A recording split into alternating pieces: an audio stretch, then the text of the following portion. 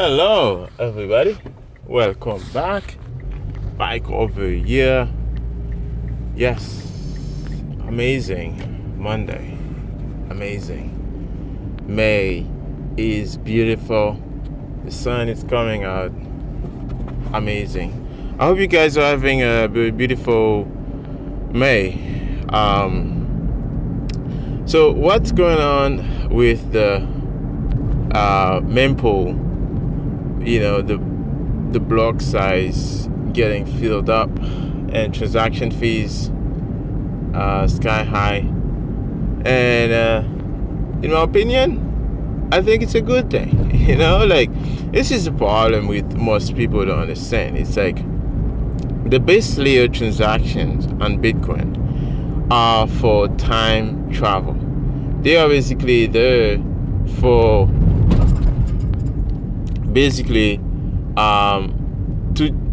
to send Bitcoin across time, over time, not across space necessarily. It's more across time, because here's the thing: you want to send a Bitcoin transaction every 10 years, right?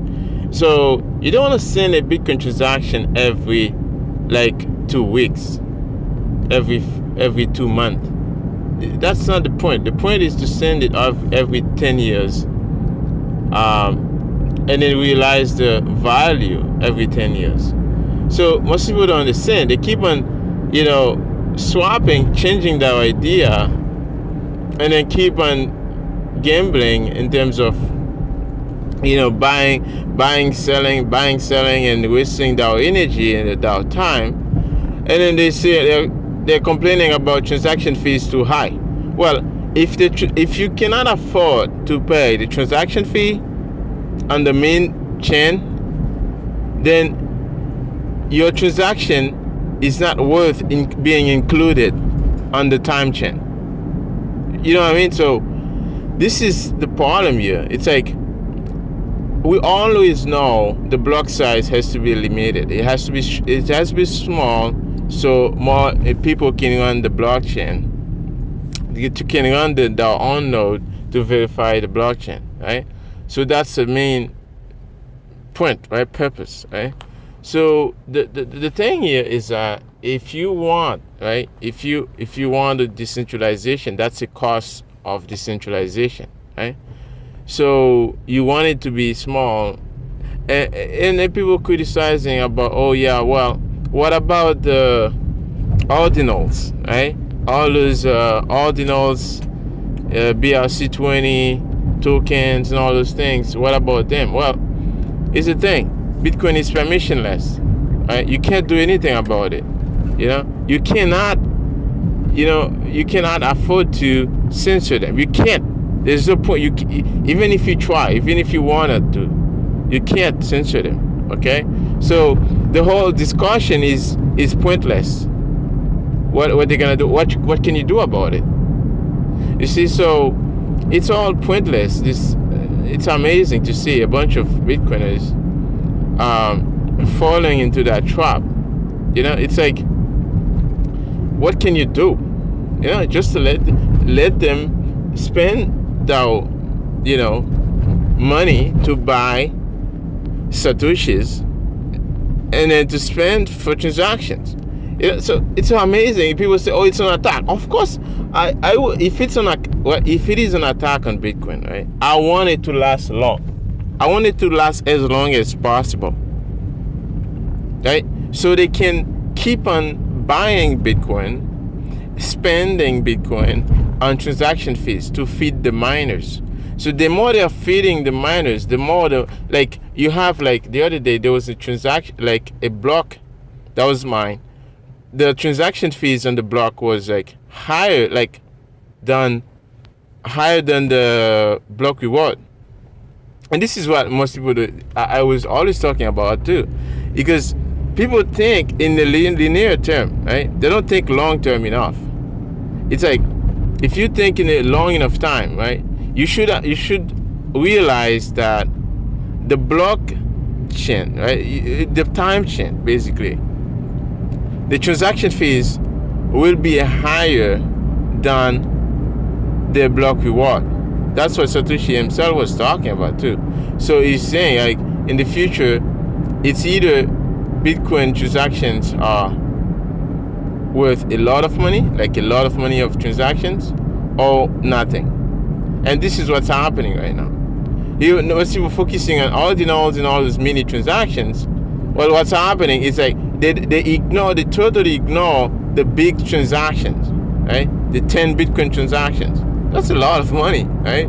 So that's what I think most people are missing. It's like they don't focus on the bigger piece, bigger pie. They just focus on the smaller, like all those distractions, right? I mean, I want those people coming from other chains, they are so-called shitcoiners.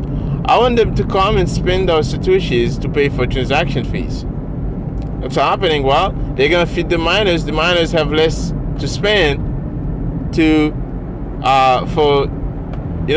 have less. They have more Bitcoin, so they don't have to spend that much to pay for their bills. Right? They don't have to dump that many Bitcoin on the market. Meanwhile, all those shitcoiners buying Bitcoin and spending them, they don't understand that. So let them do it, right? Let them do it, and like all those coin tokens and all those things, right? It's fine. It's okay. Those are Bitcoin is for enemies, right? They have to use it whatever they want it, the way they want it fit to them. So I don't care, right? Bitcoin works. This is the thing, right? As long as Bitcoin works, I don't care. If you want your transaction to be included in the time chain, then you have to pay a higher fee.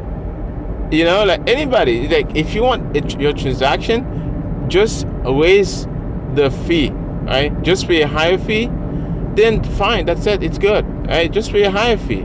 But too many people, they have a short-term horizon. They say they have like time preference, they have low time preference, but they have very high time preference, right? They want their transaction to be validated like quick. No, that's high time preference, right? So what do you want? You just want the base layer transactions, right, to be slow, right? It's good like that. You need time to verify, right? I mean, if you can't pay, then it's not worth include your transaction on the time chain, right? Why should I include your transaction in the time chain if you cannot afford to pay, right? Why should my node record your transaction if you cannot even afford to pay? This is not socialism, right? This is capitalism. There's a competition, there's a cost. Everything in the universe has a cost. You have to pay, right? All these Bitcoiners jumping over here and say, oh yeah, this is an attack, this is not that. Oh yeah, I hope it's an attack. I hope this attack lasts long. So the more the shitcoiners spend, the better. Right? We want them to spend all their energy on doing that, right? We don't want them to waste all our energy, right? So Bitcoin teaches us like fighting skills. Right? It's like, don't do anything. Just let them do all the fighting by themselves, and they go in a circle until they kill themselves. Right? That's the point. It's like people don't understand. Like even if you want to propose a change, a stupid change to do something crazy, I'm not gonna upgrade to that change, right? I'm not gonna pass it, right? The miners are not incentivized to pass it because they are not stupid. They are business minded people, right? They're not gonna say, hey, give him less money. No, they're not gonna say that. They're not stupid. They're gonna say, hey, go fuck yourself, right? That's what they're gonna say. I'm sorry for the French, but that's what they're gonna say. It's like you have to be realistic on what's going on. And also Bitcoin works. It's like people don't understand. It's like this is not socialism. If you cannot afford it, like go in the second layer. Simple. That's simple. Or change your business model, right? Maybe like all this, like maybe you're running a wallet or you're running an exchange. You can just change your business model, right? You see now Binance is gonna, because of this, all this transaction backlog, they're gonna go to implement Lightning payment, right? Because Lightning is fast, so they just have to implement it. If this never happened, Binance never have an incentive to do that, right? So this is that's the point I'm trying to make. It's like everything is good for Bitcoin. It's like I don't care as long as Bitcoin works, right? So I mean, just they pay an extra $20 or I don't know, whatever. Like, if the demand is high, you could just wait. And also this transaction, like this wave of high transaction fees, it come in waves, right? I mean, sometime it goes up, sometime it go down, right? If you're not in a rush, you can just wait, right? And then just do your transaction in like a few months later, right? I mean, like, there's no rush into those things, right? So, anyways, this is the toxic talk for today. Um, this is like really not uh lovely opinion, but I mean that's just my opinion, right? So, anyways, let me know what you think, guys, and I'll see you again in the next toxic talk. This was Bike Over.